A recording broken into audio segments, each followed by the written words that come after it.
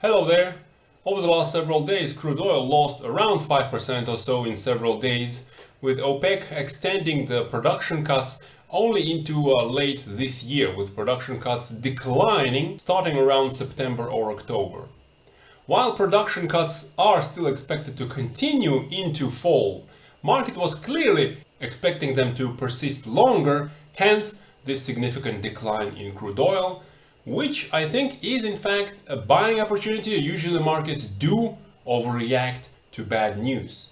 If we zoom out all the way back to 2017 and beyond, these crude oil cycles on average last for just under half a year. In fact, the average since middle of 2017 is 158 days. The ongoing cycle, if we have seen the low on the 4th of June, has been going on for 174 days. That's a little past the usual duration, so with each additional day, each additional week passing, the likelihood of the cycle low and a new rally into a new cycle increases.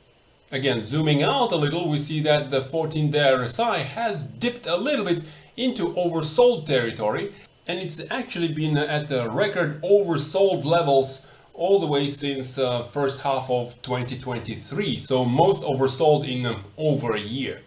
And looking at the Bollinger Bands, another indicator of cycle lows approaching, we do see repeated pokes below relatively wide Bollinger Bands.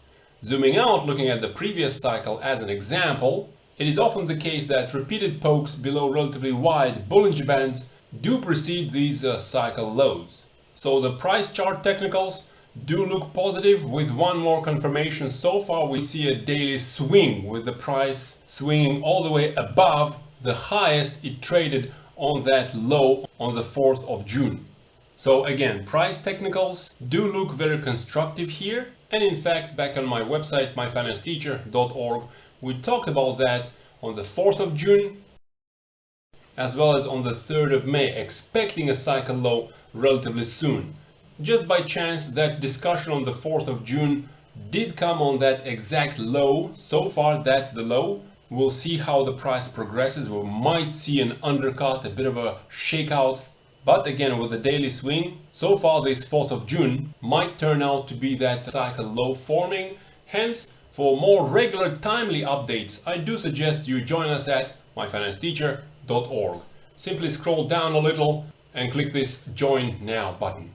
Next, having considered the price technicals, let's have a look at some other important indicators, starting with market sentiment as shown by Crude Oil Optics, the optimism index. We see that in the longer term, over the years, hard times in crude oil, as in let's say 2020, are replaced by good times, as in through all 2021 and first half of 2022, replaced by hard times again, second half of 2022 and 2023.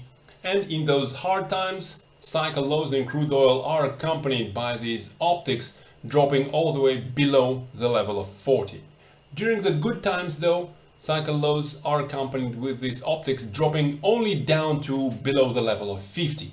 At the moment, I think we are transitioning from hard times into good times in crude oil. The previous cycle low was accompanied by optics dropping below the level of 40, and perhaps if crude oil pushes higher from here, we might have actually seen the cycle low with the optics dropping all the way down to only mid-40s. Again, a transition into good times.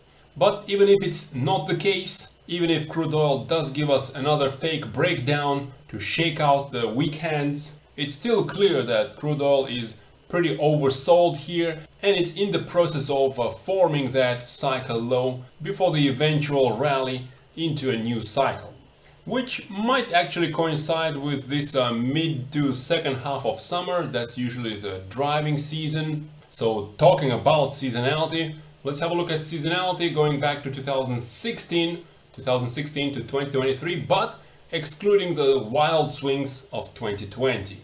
We see that in early June, crude oil does often give us a bit of a decline. Perhaps that's the cycle low that it's forming right now.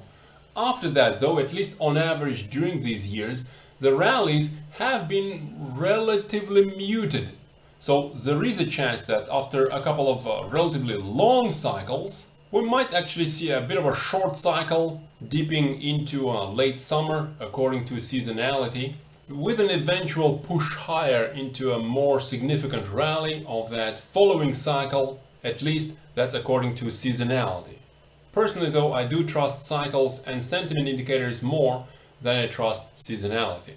Hence, without waiting for that late summer breakdown in crude oil, I already have actually started picking up some energy companies. By the way, all my trades are shown in this model portfolio for the members at myfinancesteacher.org. Hence, again, for more details and for timely updates, make sure to join us. For now though, have a terrific Thursday. Bye bye.